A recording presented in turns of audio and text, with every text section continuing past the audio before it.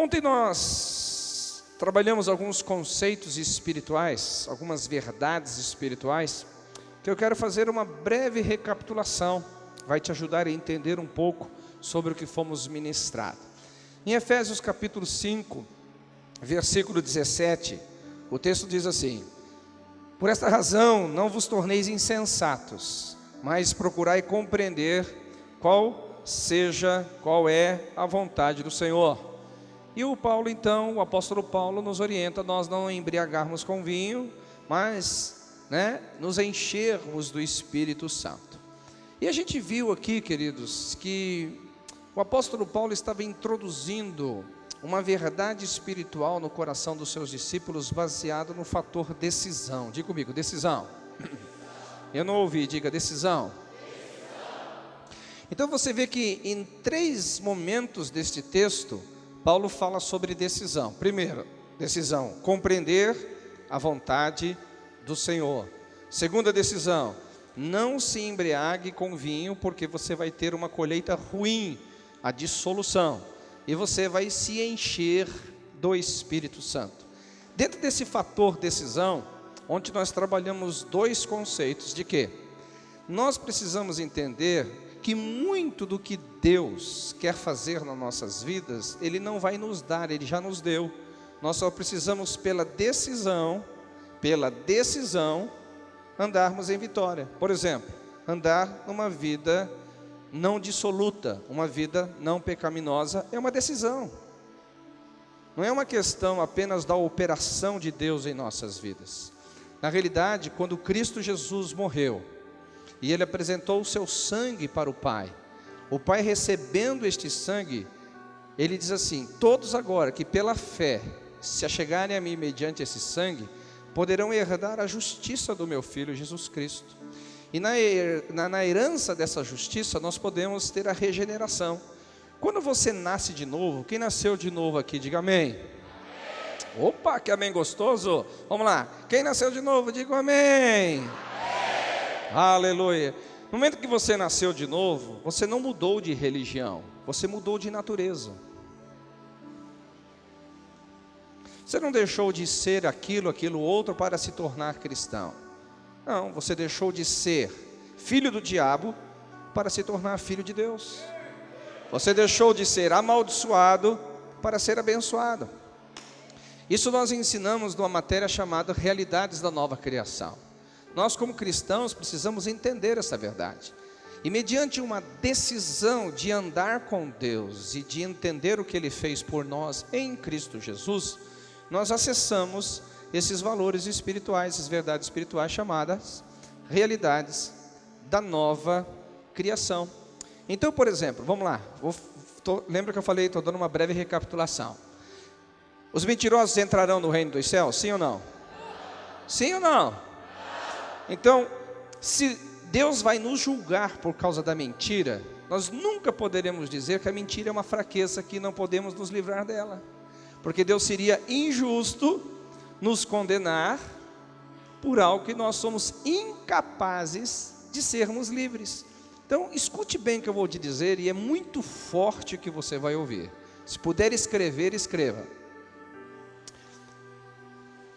Quando uma pessoa está 1 ano, 2 anos, 5 anos, 10 anos, 20 anos dentro de uma igreja, vamos tratar nesse conceito, e ela não consegue se libertar de alguns pecados que eu chamo pecados de estimação, ela não consegue deixar de se embriagar com vinho no sentido da carnalidade, ela tem que se preocupar, porque o problema dela não é de fraqueza, o problema dela é de natureza. De natureza.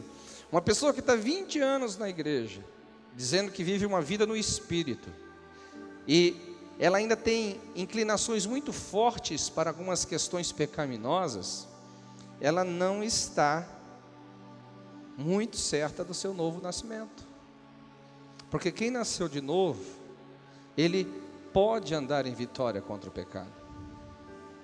Eu não estou pregando aqui a doutrina da impecabilidade. Eu estou pregando que, se você andar no Espírito, você não vai satisfazer as concupiscências da carne. Romanos capítulo 8. A vida no Espírito é uma vida que triunfa sobre o pecado. A vida no Espírito é uma vida que triunfa sobre a carne. A vida no Espírito, como eu disse ontem, não é só uma questão sensitiva, é uma vida de vitória. E a primeira grande vitória que Deus quer que você ande nela é no pecado. Por quê? O pecado traz consequências que nós chamamos sobre separação de Deus. O pecado traz consequências que é a morte. O pecado traz consequências que roubam a intimidade. Então é incongruente uma vida no Espírito, onde nós chamamos uma vida de intimidade, de relacionamento profundo com Deus, automaticamente ou concomitantemente uma vida pecaminosa. É uma decisão que você pode. Antigamente você não podia. Antes de você nascer de novo, você não podia dizer não ao pecado, porque você era escravo do pecado. Você não podia dizer não à mentira, você era escravo da mentira. Você não podia dizer não aos pecados pecaminosos, porque você era escravo dele. Mas quem nasceu de novo aqui, diga amém. Amém. Aleluia. Hoje você pode andar em vitória.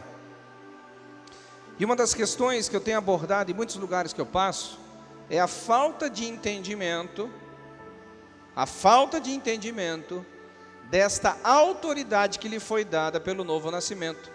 E no momento que você tem uma vida no Espírito, aqueles que não andam segundo a carne, mas andam segundo o Espírito, a lei do Espírito de vida liberta ele da lei do pecado e da morte, para que ele ande em glória, de vitória em vitória. Amém? Então olha para o seu irmão e diga assim: é possível? Diga, é possível? Ponto final. Bem, já preguei bastante sobre isso ontem. Segunda decisão que nós vimos ontem é sobre ser cheio do Espírito Santo. Entre você ser cheio do Espírito ou ser vazio do Espírito, é muito mais uma questão pessoal do que divina. Muito mais pessoal do que divina. Porque, biblicamente falando, o Espírito já foi derramado sobre nós. Os últimos tempos já aconteceram há mais de 2000 anos atrás. O que nós confundimos são com manifestações especiais.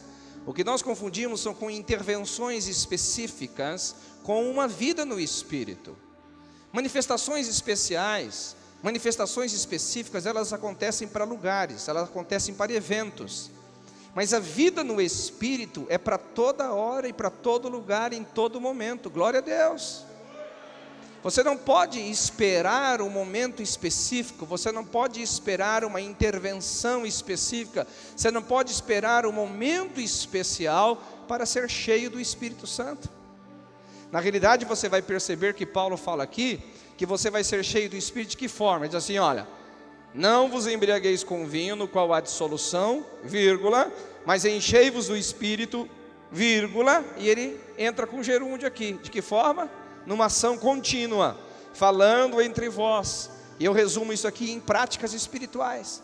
Como é que você se enche do Espírito? Práticas espirituais. E elas poderiam ser aqui, ditas de uma forma muito simples: leitura da palavra, oração, jejum, intercessão, vida de comunidade. Tem tantas práticas espirituais que vão fazendo com que a vida no Espírito, que o nosso espírito vai ser alimentado e embebecido pelo Espírito de Deus. Então o fator aqui é decisão. É você quem decide orar, é você quem decide jejuar, é você quem decide ler a Bíblia, é você quem decide congregar, é você quem decide dizer não à carne, é você quem decide dizer sim ao Espírito, é você quem decide ou não ter uma vida embriagada de Deus. Com isso eu quero tirar essa mentalidade das questões, como eu chamo assim, de momentos especiais.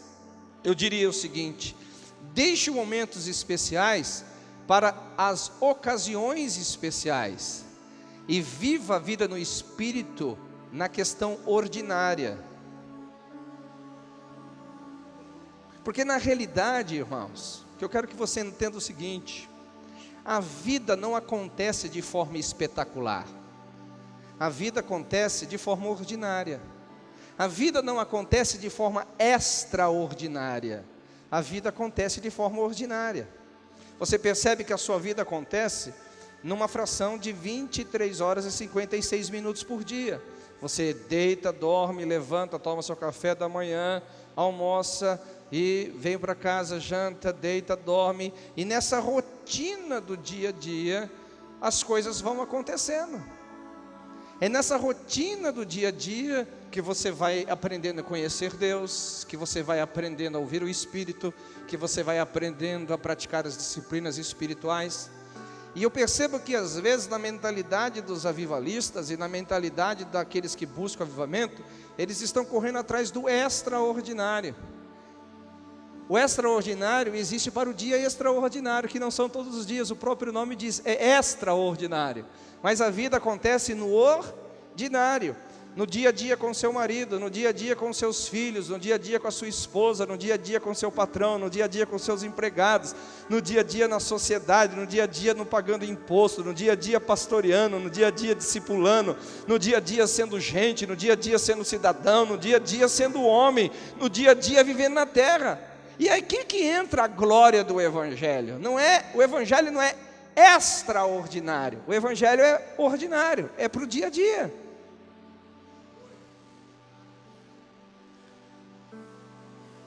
Nós temos que entender, o que Paulo está dizendo é isso. Não permita que essa questão simples se torne um balde de água fria para o seu cristianismo. Não, de forma nenhuma. Então eu quero que você entenda isso. Quantos aqui nasceram de novo? Diga amém. Amém. Então olha para essa pessoa que diz também, diz assim, você foi selado com o Espírito Santo para o dia da promessa. Diga para ele assim, você tem o Deus residente, permanente, todos os dias, habitando com você. Quantos creem? Diga amém. Amém. Aleluia. Quer aplaudir ao Senhor? Faça isso.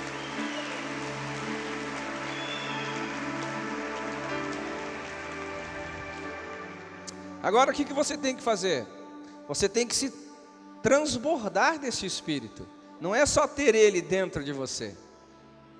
Como eu preguei ontem, um ser desprezado, um Deus presente, mas negligenciado, um Deus presente, mas desconhecido. Não pode. Você não pode viver com uma pessoa habitando dentro de você por 5, 10, 15, 20 anos e dizer que você não conhece ele. É assinar uma declaração de negligência, é assinar uma declaração de quem realmente não deu a devida atenção ao Espírito. Então, vamos pensar nisso, vamos crescer cada dia mais, avançar cada dia mais nesse entendimento em nome de Jesus, amém? Bem, e hoje eu vou falar então sobre o terceiro fator decisão, sobre entendendo e compreendendo a vontade de Deus. Queridos,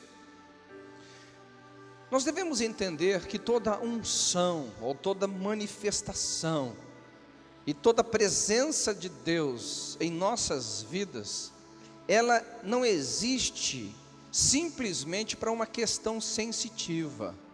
O que é a questão sensitiva? Deixa eu explicar para que você não crie a sua própria versão da minha pregação. A questão sensitiva é mais ou menos assim. Nós imaginamos que o Espírito Santo, ele vem sobre nós e a gente pula, a gente dança, a gente grita, a gente chora, a gente cai, a gente levanta, a gente corre, a gente ri, a gente ruge. Eu só não vi gente voando ainda, mas eu acho que eu vou ver, talvez eu veja hoje aqui, aleluia.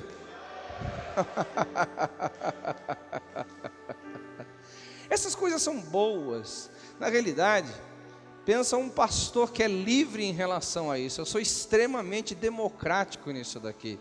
Eu não sou uma pessoa, obtusa no meu entendimento, porque eu acho que essas questões sensitivas do Espírito, elas são diversas. Enquanto um está rindo, outro está chorando. Enquanto um está sentado, outro está correndo.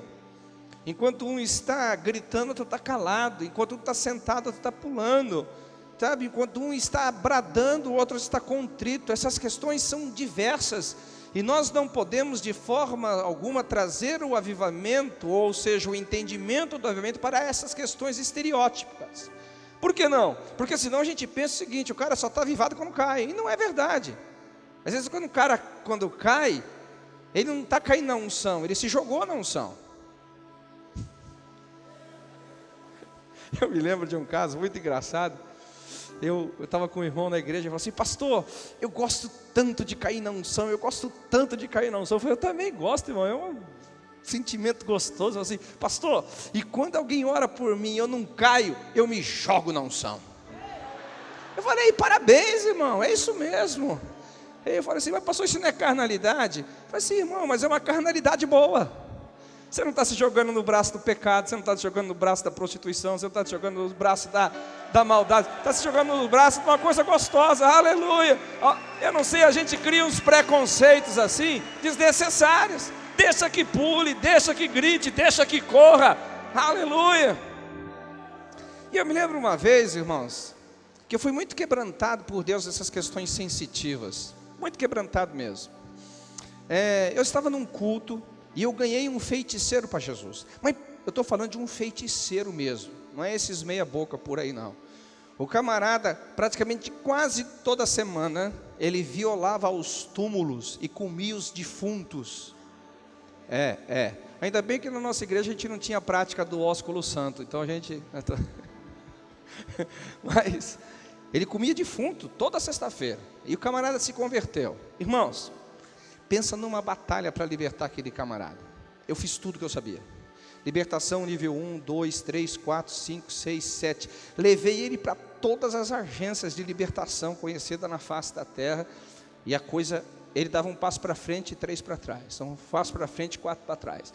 Um passo para frente e 10 para trás. E aconteciam umas coisas assim, irmãos, inexplicáveis na vida daquele casal. Tente imaginar, por exemplo, uma afronta que o diabo fez com a mulher desse casal. Uma mulher muito assim, charmosa, vaidosa, que gostava de pentear os cabelos, tinha uns cabelos longos, bonitos assim. Um dia, pastor Marcelo, ela acordou com os cabelos todos amarrados. Amarrados, não é assim, embaraçado de quem dormiu sem touca, coisa parecida não. Mas assim, com nó mesmo, assim, alguém pegou, deu um nó. Ela foi lá orar para mim e falou assim: ai pastor, eu não aguento mais negócio desse. Olha só meu cabelo como amanheceu. Eu falei: irmã, isso foi uma afronta muito grande. Você deve estar com muita raiva do Satanás. Eu estou mesmo, pastor. Eu falei: é lógico, mexendo no cabelo da mulher, o diabo, ele não tem discernimento. Não, ele arrumou uma briga muito feia, mexe em qualquer coisa, mas não mexe no cabelo de uma mulher.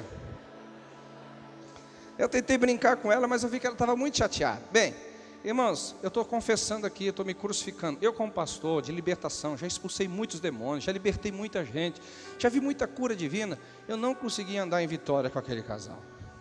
Mas eles estavam firmes na igreja. Firmes na igreja. Um dia num culto de avivamento, mas pensa num culto penteca, naqueles assim que o Espírito Santo falou assim: puxa, eu gostei de vir nesse culto aqui, aleluia. O povo interagia e o povo estava embriagado de Deus. E de repente assim, no meio daquele mover, o ex-feiticeiro começa a correr na igreja. Mas correr assim mesmo, que era uma igreja grande, que eu pastoreava. Ele corria, ele deu uma volta na igreja, ele deu 2. Eu falei assim: não vai estragar esse culto extraordinário, Satanás do inferno, capeta miserável. Não, mas não vai mesmo. Falei: na próxima volta que ele passar aqui, eu cato ele pelo cabelo, vou jogar ele no chão, vai parar agora esse Satanás. Quando eu fui para catar mesmo, irmão. Eu acho que eu estava mais na carne do que qualquer um ali na igreja. Eu fui catar o cara, o Espírito falou assim: alto lá, não faça nada. Uau. Eu aprendi já há muito tempo não questionar Deus, obedecer é melhor. Mas não pensa que eu fiquei confortável não. Tem gente que pensa que a gente sempre fica confortável obedecendo a Deus. Não é verdade. A gente obedece, mas fica resmungando. Eu estou obedecendo porque você é Deus. Porque se fosse um irmão da igreja, eu acho que eu ia questionar. E fiquei indignado com aquilo aí, o irmão. E correu, e correu, e correu, e correu. Bem, parou de correr, não atrapalhou ninguém se escandalizou, só eu me escandalizei. Porque geralmente, irmãos, quem se escandaliza com o mover são os religiosos, não são os, viu? Geralmente. Eu estava meio religioso ali naquele momento. Passou 10 dias, 15 dias, Aí um dia, aquele irmão veio depois de 15 dias falar comigo: pastor Jamal, eu preciso falar um negócio para você. Eu preciso te contar algo extraordinário. Falei: então me conta, irmão. Falei: pastor, você lembra aquele dia que eu estava correndo a igreja? Bem, eu também estava querendo conversar com você sobre isso.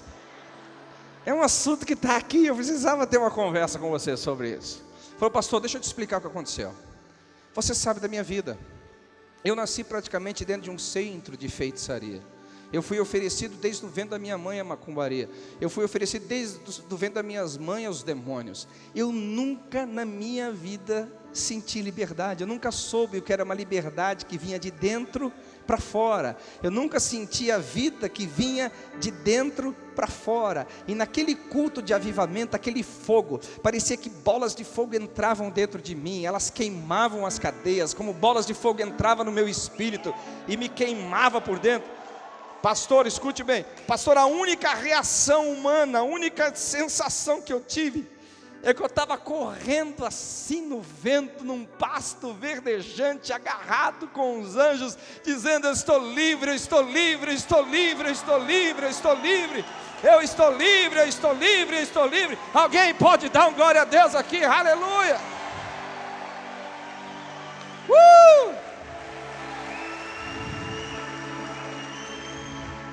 Então, por que eu estou dizendo essas coisas? Para que fique bem claro no teu coração que eu não sou um crítico destas questões externas do mover do Espírito. Não sou, eu sou muito assim, eclético em relação a isso. Eu não tenho nenhum problema de pregar sobre avivamento e a plateia inteirinha ficar em silêncio. Não tem nenhum problema sobre isso, porque eu acho que as questões externas, elas até podem provar alguma coisa, mas elas não são a maior evidência de que Deus está avivando uma pessoa. É minha crença particular, você pode discordar disso. Bem, então deixando isso muito claro. Mas no entanto, infelizmente, existem muitas pessoas que pensam que avivamento é só isso. Eles acham que é a questão externa, se a pessoa não cair, não pular, não gritar, tá? Ela não está avivada, ela não recebeu o fogo de Deus. Isso não é verdade. Isso não é verdade. Porque o que nós devemos entender aqui, quando Paulo ele começa introduzindo o assunto, olha, procurar entender e compreender qual é a vontade de Deus. Amém? E a vontade de Deus é que vocês não sejam embebecidos, embriagados com vinho, ou seja, não andem no padrão do mundo, mas sejam cheios do Espírito Santo. Para quê?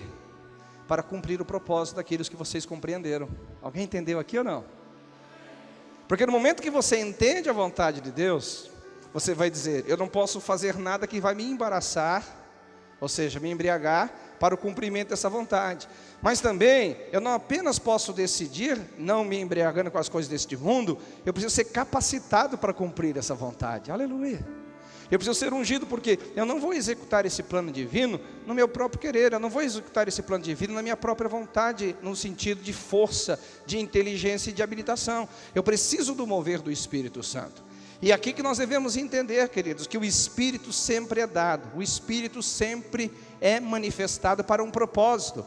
Porque Deus não faz as coisas por fazer, Deus não realiza as coisas por realizar, Deus não faz festa pela festa, Deus faz a festa por um propósito, Deus faz a festa por um objetivo, Deus se move por uma razão, que às vezes é muito contrária à nossa razão, às vezes o jeito dele agir é muito diferente da forma como nós iríamos agir, é muito diferente da forma como nós iríamos proceder. Por isso que nós precisamos ter a mente governada pelo Espírito, para não entrarmos em guerra e em conflito com a forma de Deus assim. Mas devemos colocar no coração o quê? O Espírito de Deus sempre irá nos ungir, o Espírito de Deus sempre irá nos habilitar para um propósito. Por exemplo, se você pega Isaías capítulo 61, associado a Lucas capítulo 4, você vai observar que Jesus diz o seguinte, eu quero que vocês repitam comigo por gentileza: o Espírito do Senhor Deus está sobre mim, pois Ele me ungiu. Aleluia! Olha para o seu irmão e diga assim: o Espírito do Senhor Deus, Ele está sobre mim, pois Ele me ungiu. Aleluia, glória a Deus. Quer aplaudir ao Senhor? Faça isso.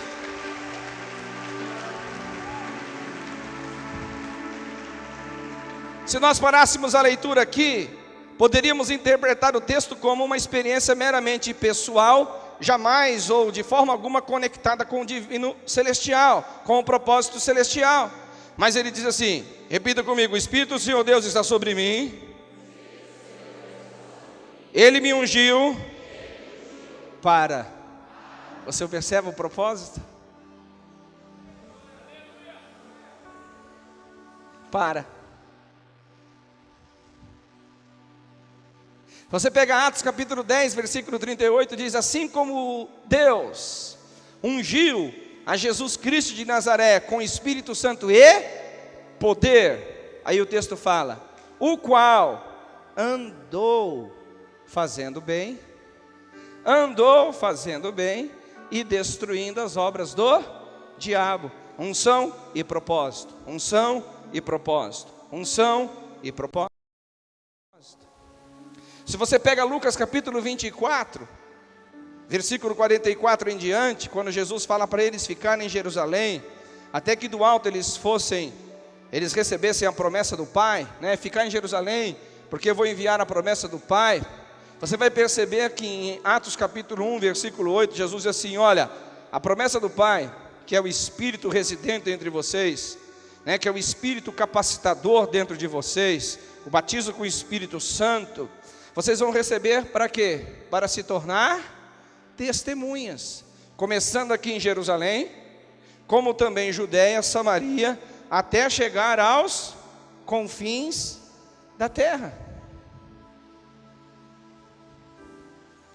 Se você pega Atos capítulo 9, por exemplo, quando Paulo teve uma experiência real com Jesus, Jesus apareceu para ele dizendo, Paulo, por que me persegues? Então Paulo pergunta, quem és tu? Eu sou Jesus, a quem você persegue. E então Paulo pergunta, o que você quer que eu faça? Ele já quis conectar aquela experiência a um propósito. Não a experiência em si, mas a experiência ao propósito. Ele não poderia sair dali dizendo, eu vi Jesus, mas o que Jesus te disse? Não, Jesus me deu um propósito. Jesus me deu um propósito. Jesus me deu um propósito. Observa que quando Ananias chega para falar para Paulo, no mesmo capítulo 9 de Atos, ele disse, Paulo, o mesmo Jesus que apareceu para você, também apareceu para mim. O mesmo Jesus que apareceu para você, também apareceu para mim. E ele me disse para que eu viesse orar por você, para que você recuperasse a vista e fosse cheio do Espírito Santo, porque você há de ser testemunha. Novamente, a manifestação do poder conectada ao propósito. Você pega, por exemplo, Atos, capítulo 10, quando Pedro chega e fala aos irmãos gentios, lá na casa de Cornélio, e o Espírito vem sobre eles. Você observa automaticamente, quase que concomitantemente, eles sendo cheios do Espírito Santo e conectado à unção de Deus, à presença de Deus, no serviço, porque eles foram cheios do Espírito Santo, falavam em outras línguas e profetizavam uns aos outros. O grande problema dos nossos avivamentos hoje é que, infelizmente, eles ficam muito no campo sensitivo. E pouco do nosso avivamento é canalizado para o propósito do reino dos céus. Muito dos nossos avivamentos hoje estão nos campos pessoais e que muitas vezes promovem orgulho e vaidade ministerial. Promovem orgulho e vaidade pessoal e não promovem o avanço do reino. Eu já vi centenas, é um exagero talvez centenas, mas eu vi dezenas de vezes acontecendo isso nos ministérios principalmente. Deus começa a visitar o ministério, Deus começa a usar aquele ministério para ser uma fonte de avivamento, Deus começa a usar aquele ministério para ser um manifestador da unção do Espírito de Deus. E ao invés daquele ministério canalizar aquilo para o reino, canalizar aquilo para o propósito de Deus para a geração, canalizar aquilo para o empoderamento, para a capacitação dos servos, para que servos sejam enviados como ministros à sua própria geração, eles se assenhoram daquele avivamento, se assenhoram daquilo que Deus está fazendo, como dizendo assim, aqui é a terra do avivamento, só aqui que Deus faz, só aqui que Deus opera, só aqui que Deus manifesta, e começa a criar um próprio império, começam a criar o seu próprio sistema, começam a criar o seu próprio mundinho e não canalizam aquilo que receberam para o reino. Eu te pergunto, aonde está esse avivamento hoje? Sumiu, acabou, por quê? Tudo aquilo que colide com o reino, tudo aquilo que colide com o propósito do reino dos céus, está fadado a acabar. Tudo aquilo que alimenta o ego humano, tudo aquilo que alimenta o verme humano está fadado a acabar. E o diabo, ele é astuto em fazer estas questões, florescer ela no meio do avivamento. Eu quero te falar isso com muita clareza, com muita clareza. Por exemplo, o avivamento em Samaria. Deus estava operando. O Espírito Santo começou a ser derramado de forma extraordinária. O diabo estava lá. Onde que o diabo estava? No coração de Judas. De Simão, melhor dizendo, o mágico. Não pense, queridos, porque aonde há avivamento, não há interferências demoníacas. Mas ainda bem que houve um apóstolo com discernimento, dizendo assim, não, você não vai receber isso. Você não vai participar disso, porque o seu coração não é reto com Deus, ou seja, você não está alinhado ao propósito divino, você não está alinhado às dimensões celestiais, porque a unção é para propósito, avivamento é para propósito, a unção é para a realização da vontade de Deus na terra, a unção é para que você se torne empoderado, divinamente empoderado, para poder manifestar a glória de Deus. A unção, eu vou dizer isso várias vezes até que você entenda, a unção não é apenas sensitivas, aonde você sente e reage, aonde você sente e externamente reproduz o que você está sentindo. Não, a unção, ela vem e ela te habilita, fazendo o fraco se tornando forte, fazendo aquele que não era ser, fazendo aquele que não podia poder, fazendo com que aquele que não conseguia ir, conseguindo fazer com que a igreja saia da sua letargia, das suas quatro paredes e comece a manifestar o reino de Deus na sua cidade, manifestar o reino de Deus por onde quer que ela caminhe. Alguém pode reagir a essa verdade aqui e dar um brado de vitória essa noite, aleluia!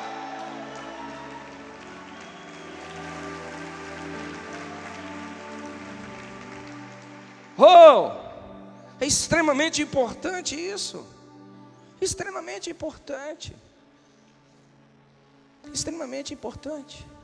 você entender essas questões.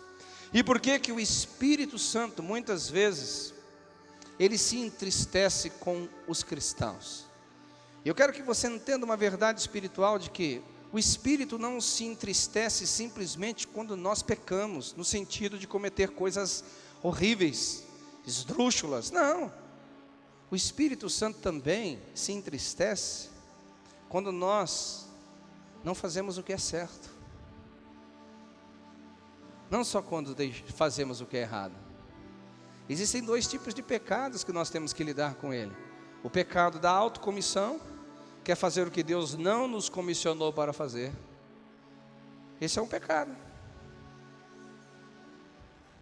Você vai fazer o que Deus não te fez. E existe o pecado da não comissão, que é quando você deixa de fazer o que Deus mandou você fazer. Nós temos que parar para pensar sobre isso. E por isso que eu creio, eu quero que você anote no seu coração, que você vai ouvir essa noite. Geralmente os grandes avivamentos, eles são seguidos também por manifestações estratégicas. Repita comigo: avivamentos seguidos de manifestações estratégicas.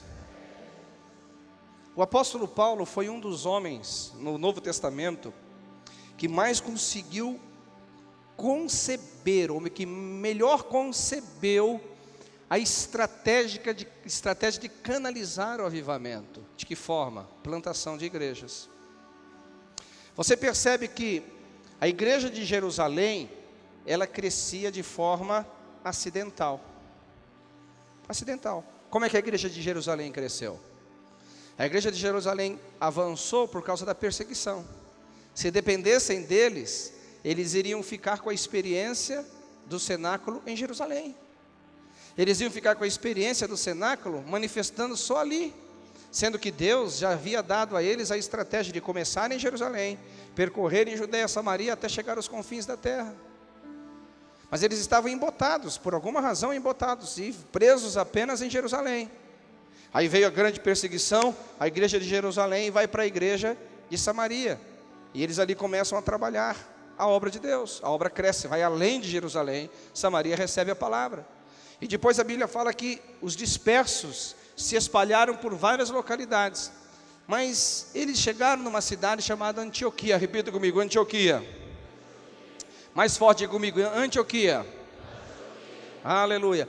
Em Antioquia, nós vamos ver uma ação extraordinária acontecendo da parte do Espírito de Deus, porque ali os 5 ministérios começam a trabalhar a favor do avivamento.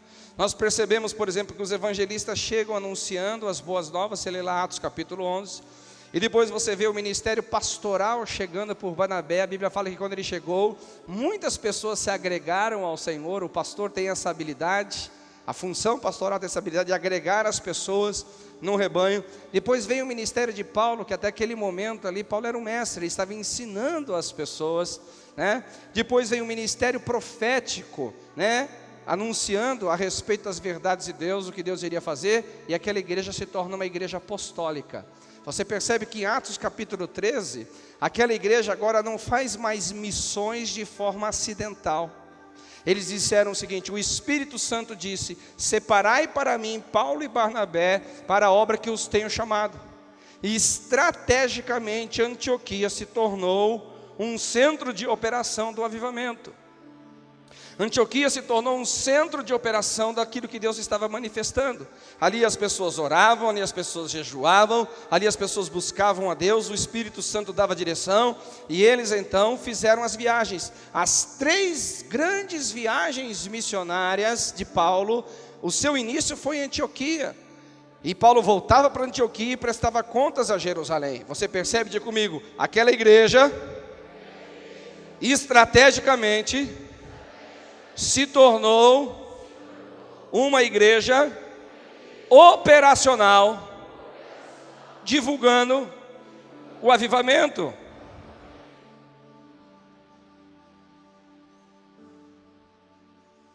E aqui entra uma das grandes verdades que o avivamento vem trazer na vida dos homens e das mulheres. É uma mentalidade de governo e não uma mentalidade de consumidor. Porque o cara que fica olhando o avivamento simplesmente na questão sensitiva, o avivamento que não compreende a vontade do Senhor, o avivamento que fica apenas a questão: eu vi o fogo, eu senti o arrepio, eu pulei, desci e caí. E lembrem bem, eu não estou desprezando essas coisas. E ele não recebe a mentalidade de governo. Ele não entende que ele está ali para estabelecer o reino de Deus. Ele não entende que ele está sendo empoderado, capacitado, habilitado, treinado pelo Espírito para manifestar a vontade do Senhor. Ele se torna então um consumidor do avivamento, não um empreendedor do avivamento. E o que eu creio que nesses últimos dias, o avivamento não vai ser apenas sensitivo, o avivamento vai ser estratégico, habilitando ministérios, habilitando homens e mulheres para entrarem na nossa geração e conquistarem o que ainda é necessário ser conquistado. Será que tem alguém aqui com mentalidade de governo? Diga amém. Aleluia.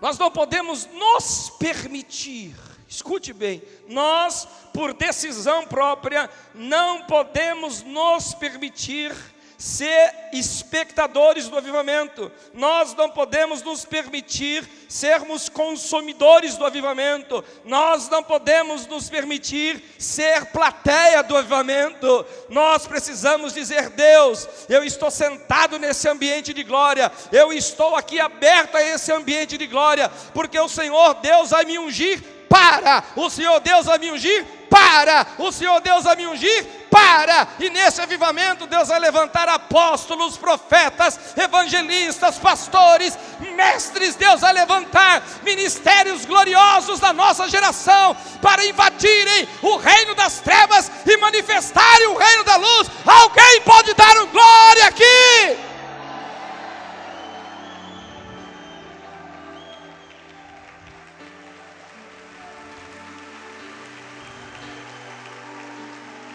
Você está empolgado com o que Deus está falando? Aleluia!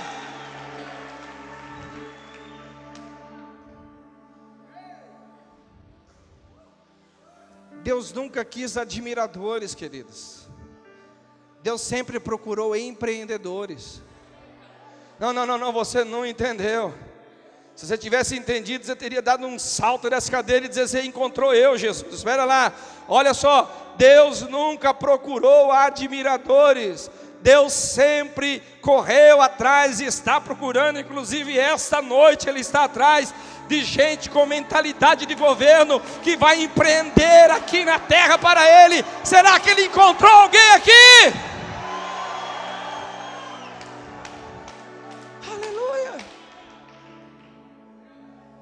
Esta é uma questão que você tem que entender muito claro. Muito claro. Muito claro. A unção, a presença, a manifestação não pode ser só sensitiva. Ela tem que mudar a sua mentalidade consumidora para uma mentalidade empreendedora. Empreendedora. Você está comigo aqui ou não? Empreendedora. Olha que interessante. São verdades que estão ali que talvez a gente às vezes não entenda. Quantos creem que o grande avivamento começou em Jerusalém? Diga amém. Qual foi o momento que você vê escrituristicamente? Lógico que culturalmente eles tinham esse hábito, mas escrituristicamente você observa que a igreja primitiva em Jerusalém fazia recolhimento de ofertas. Tinha? Não tem nenhum texto. Não tem nenhum texto. Paulo é que começa a regimentar essas coisas. Paulo é que começa a regulamentar essas coisas, melhor dizendo. Então você vai perceber que a igreja ali de Jerusalém não fazia isso. Mas olha só. Por que as pessoas vendiam as suas propriedades e depositavam aos pés dos apóstolos? Isso chama-se mentalidade de governo. Porque o avivamento, ele tem que ter recursos nas mãos. Dinheiro nas mãos. Não adianta a gente ter um avivamento aqui, que a gente não tem dinheiro nem para enviar o cara ali para a próxima esquina. E se você, meu irmão, que tem o dom de adquirir riquezas, eu catei essa palavra. Eu catei essa palavra. Por quê? Porque se você tem a mentalidade de governo e o dom de adquirir riqueza, você fala assim: agora eu entendi. Eu estou debaixo de uma cultura de avivamento, eu estou debaixo de um ministério de avivamento. Então esse avivamento tem um propósito. O propósito é alcançar as nações, o propósito é alcançar o mundo, o propósito é plantar igrejas, o propósito é lá qual o propósito que Deus colocou no coração de vocês. Mas esse propósito é de recursos. Então o que eu vou fazer? Pela unção que está na minha vida, eu vou entrar no mercado financeiro, eu vou sacar de lá esse dinheiro e eu vou trazer aos pés daqueles que estão governando o avivamento, para que essa obra avance, cresça e prospere cada vez mais. Então você vai usar a unção para o propósito. Isso é uma das verdades espirituais. Pegar esses homens que Deus está levantando aqui, esses homens que Deus está ungindo para o ministério de cura, para a plantação de igrejas, para abrir ministérios, etc. Para assim: olha, Deus está me enriquecendo para o avivamento, eu vou investir em você, você vai. Pastor, Deus está me ungindo para ganhar dinheiro, vou colocar esse avivamento na televisão, aleluia. Pastor, eu estou dizendo, não se preocupe com dinheiro, vai orar, porque as questões financeiras dessa igreja eu vou resolver, porque Deus me deu o dom de adquirir riquezas. Alguém está comigo aqui ou não? Amém? Eu só estou usando um exemplo, um só exemplo. Mas o que nossa alma e às vezes Satanás faz é trazer o avivamento somente para a questão sensitiva. E nós nos embriagamos com as manifestações.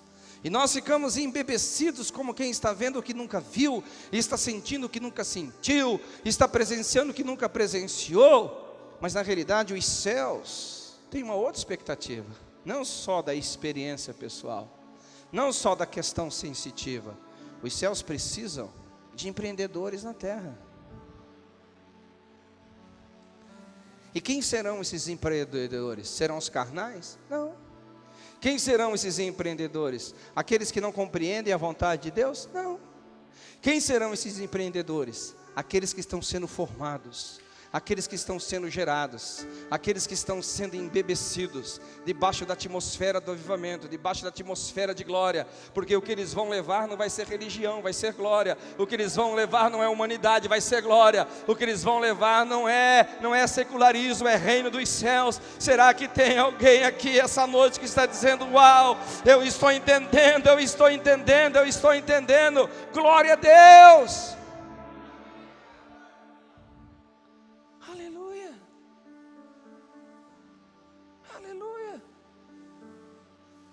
Nós precisamos crescer nisso, cada dia mais, e crer que nessa multiforme sabedoria de Deus, nessa multiforme sabedoria divina, nós precisamos cooperar com o Senhor. E você vai entender isso, que na realidade, o avivamento, ele acontece por uma ação divina. Diga comigo: avivamento acontece por uma intervenção divina. Olha para o seu irmão e diga assim: avivamento não acontece por intervenção humana, simplesmente por uma intervenção divina. Agora olha para o seu irmão, esse mesmo aí que vai te dar um livro de presente, fala para ele: ó, você não vai para o céu, você não me deu o livro de presente ainda. Diga para ele assim, diga assim: entre Deus manifestar e o avivamento ser estabelecido, há uma distância enorme.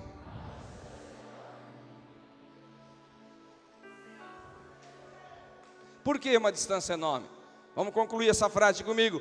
O avivamento acontece por uma ação exclusivamente divina.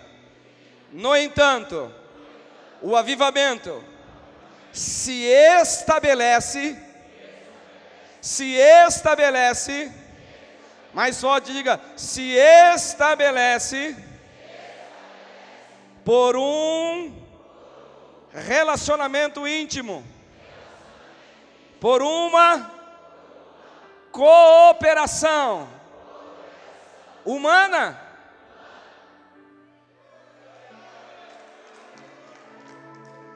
O problema é que às vezes nós ouvimos o som dos céus, mas não há essa interação humana em reproduzir na terra. Deixa eu te explicar isso biblicamente, porque vocês são bíblicos, não é verdade?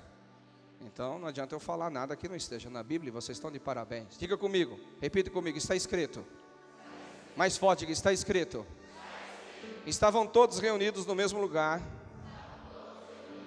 e de repente veio um som veemente e impetuoso dos céus e encheu toda a casa onde estavam assentados, e foi distribuído línguas como de fogo sobre cada um deles. Repita comigo: ação única e exclusiva de Deus. Vamos tentar imaginar aqui com a nossa mente santificada, se fosse colocado um ponto final nesse texto. A ação divina ficaria apenas sensitiva, pessoal.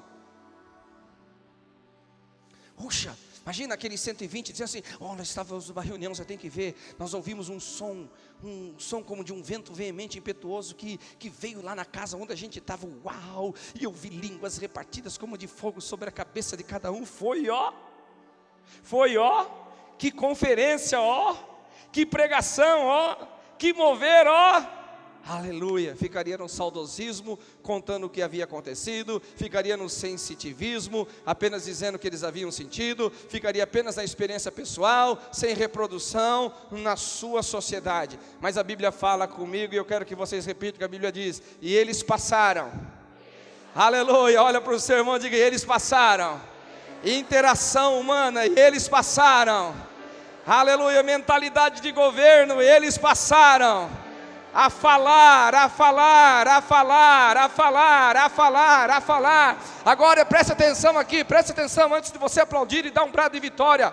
Enquanto os céus se manifestaram, enquanto o som como de um vento veemente e impetuoso se manifestou, enquanto língua se manifestou, aquele mover estava restrito a algumas poucas pessoas. Mas quando aquelas poucas pessoas receberam a mentalidade de governo, quando aquelas poucas pessoas começaram a interagir com Deus, e eles passaram a falar, a voz dos céus foi traduzida na terra, a voz dos céus foi traduzida na sociedade. Então todos que estavam ali ouviram falar das grandezas de Deus, da sua própria língua.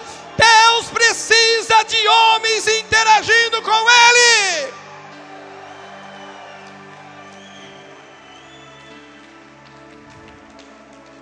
Diga comigo: a ação é divina, a interação é humana.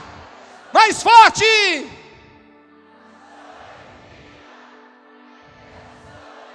Mais forte. Chacoalhe o irmão, diga: receba mentalidade de governo.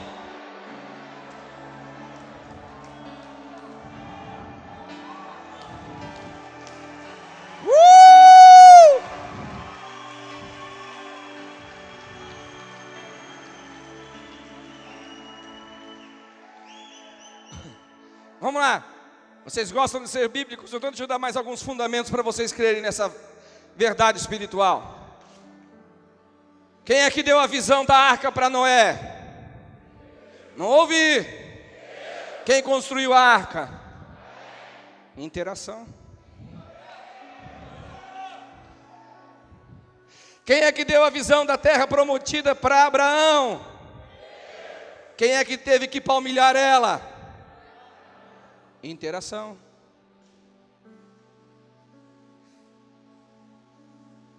Quem é que operou os milagres lá no Egito? Mas precisou de um homem chamado?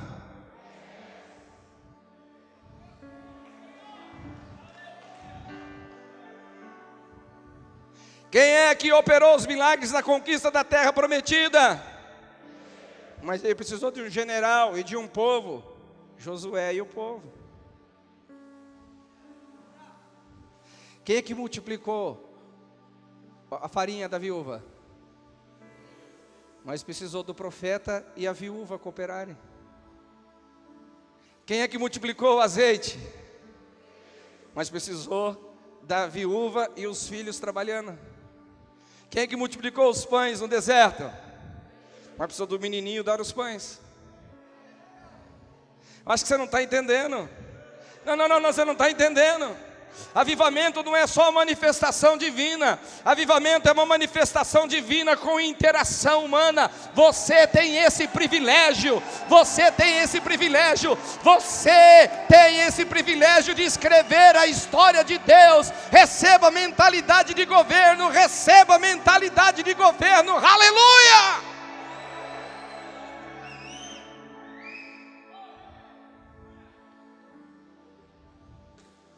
Agora, se você quiser continuar sendo só um espectador, com a boca cheia de dentro, esperando o próximo avivamento chegar, um problema teu, meu querido.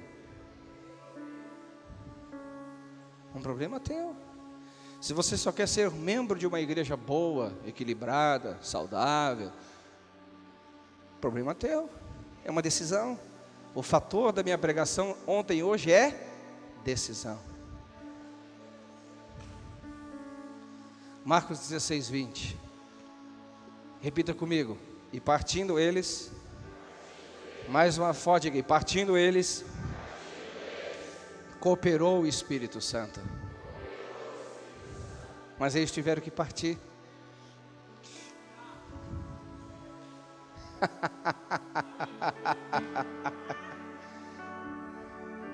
Oh, vamos lá pegar o texto, Atos 10:38.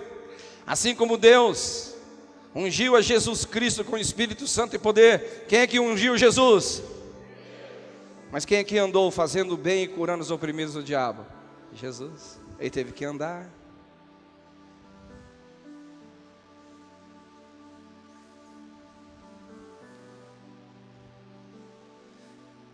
Um dia uma pessoa chegou para mim assim, falou: mas pastor Jamal, eu queria ver curas no meu ministério igual eu vejo no seu ministério.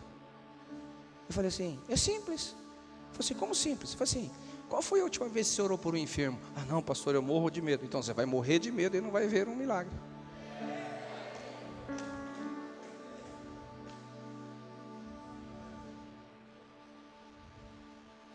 É engraçado como a gente tem fé para algumas coisas e não tem fé para outras. Como que as pessoas vão ser salvas? O que diz lá Romanos capítulo 11, 10 e 11? Como que elas vão ser salvas? Pela fé. Elas vão ser salvas pela pregação. Se elas crerem, serão salvas. Quem crer e confessar será salvo. Ok? Mas a Bíblia diz assim: como crerão? Hã?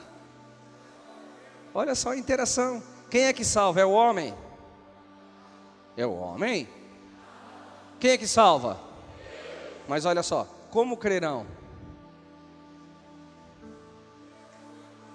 Se não há quem pregue, como crerão? Quem salva é Deus, mas Deus está esperando alguém ter a mentalidade de governo, ter a mentalidade empreendedora. Olha, eu sei que Deus salva. Quantos creem que Deus salva? Diga amém. Isso é crença. Agora a fé, para quantas pessoas você prega o evangelho? O problema é que a crença, escute bem, o problema é que a crença, ela é boa, se for correta, mas ela é improdutiva. O que produz é a fé, que é a ação. Por exemplo, quem crê que Jesus cura? Diga amém. Crença correta. A fé é impor as mãos sobre o enfermo. A crença tem que ser associada à fé. Então o que o avivamento vem fazer? O avivamento, uma das milhares de aspectos que ele pode trazer, um deles é abrir a nossa mentalidade para os valores do reino. Abrir a nossa mentalidade para compreender qual seja a vontade de Deus. Isso gera em nós crenças. Isso destrói dentro de nós sofismas. Isso destrói dentro de nós teorias e teologias equivocadas. Isso destrói dentro de nós arranha-céus malignos e humanos e cria uma plataforma para uma construção correta, divina. Deus alinha então as nossas crenças, mas Ele precisa da interação. Ou seja, você tem que agora agir. Diga comigo, agir. Fundamentado nas crenças.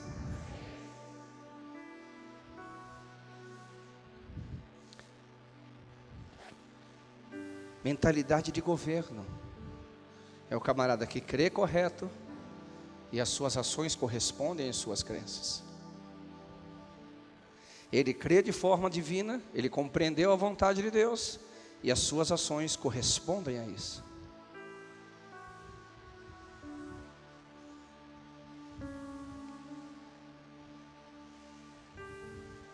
A defesa da fé não é só uma questão apologética.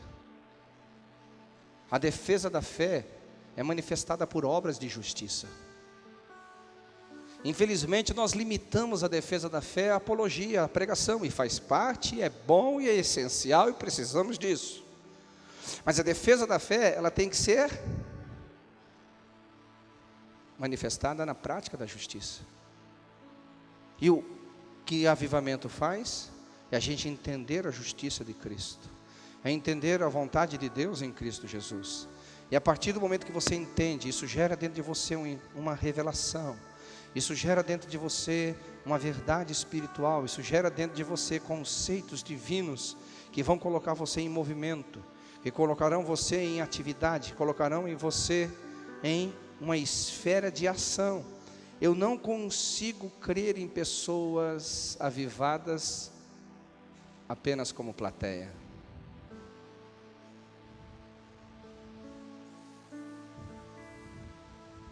de alguma forma, talvez às vezes não tão explícita, talvez não tão expoente, mas de alguma forma, você que faz parte do mover do avivamento, faz parte daquilo que Deus está manifestando na terra, por suas obras, você tem que provar que você está com a mentalidade de governo, empreendendo para Ele.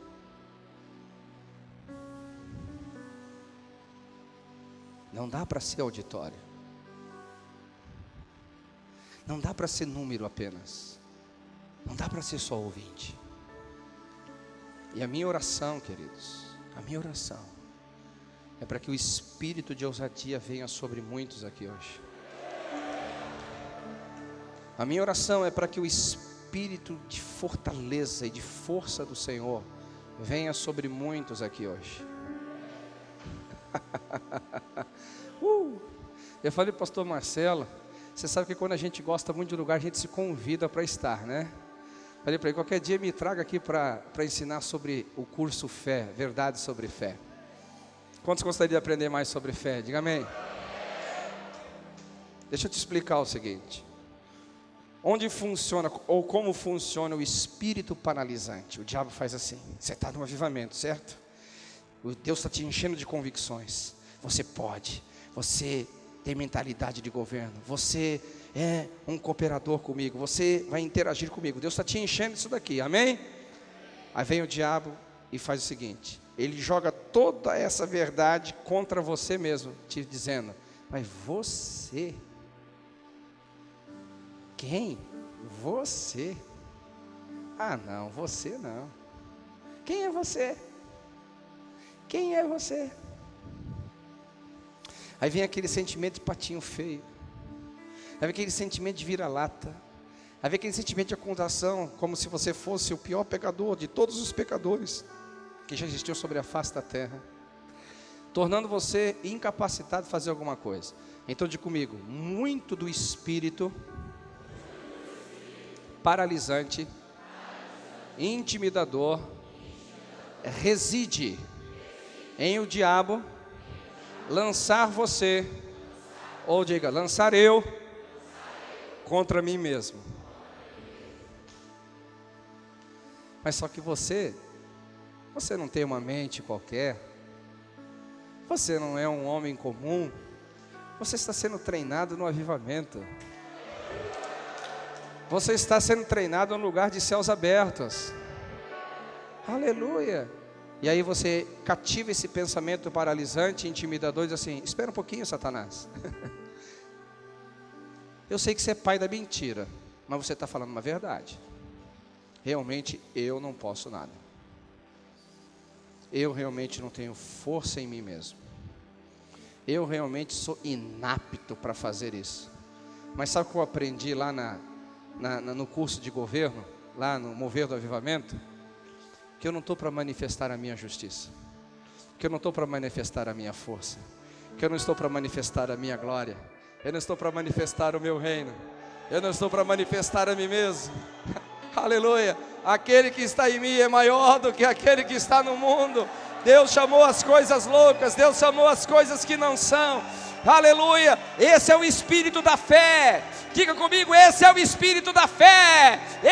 E o avivamento te faz isso. Ele faz você romper consigo mesmo. O avivamento te tira de você mesmo, te tira dos seus medos, te tira dos seus temores, te tira dessas intimidações e te faz como águia voando sobre as alturas. Aleluia, te faz como rosto de leão, te faz como tocha ambulante, te faz como missionário na face da terra.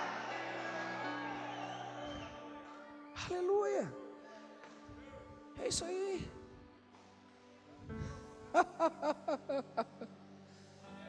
Aleluia, aleluia.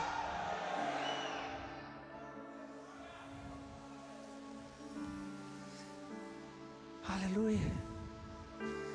Por isso que Paulo dizia, quando eu estou fraco, aleluia, é o sinal que eu estou ungido. Ou quando eu estou com mais medo, é o sinal de que eu devo ir mesmo, aleluia. Porque o poder se aperfeiçoa Agora, qual que é o contrário disso? Você começa a se sentir o cara. Eu sou o rei, não do gado, né? O rei do avivamento. Eu sou o rei do avivamento. Eu sou o pai do avivamento. Eu sou a igreja do avivamento. Eu sou o senhor do avivamento. E o peito de pomba vai inchando. E o peito de pomba vai inchando. E você então baseia-se em si mesmo. Perdeu. A glória foi. Deus vai procurar um outro lugar. Deus vai procurar outras pessoas. Por isso que, infelizmente, as nuvens dos avivamentos duram pouco sobre os lugares, porque as pessoas não têm a mentalidade de governo e permitem a vaidade entrar, e permitem o orgulho entrar. Vocês não vão permitir isso. Vocês não vão permitir isso. Deus está fazendo algo forte com vocês. Deus está dando estratégia, Deus está dando unção, Deus está dando pessoas, Deus está dando conexões, Deus está dando todas as ferramentas necessárias para que isso expanda, para que isso cresça, para que isso vá além das fronteiras que vocês imaginaram como pessoas. Cooperem com Deus. Cooperem com Deus. Sempre cheios, sempre ativos, sempre dizendo não ao mundo e sim para Deus. Sempre dizendo não para as coisas que nos impedem, sim para Deus. Numa fé prática, numa fé que coopera.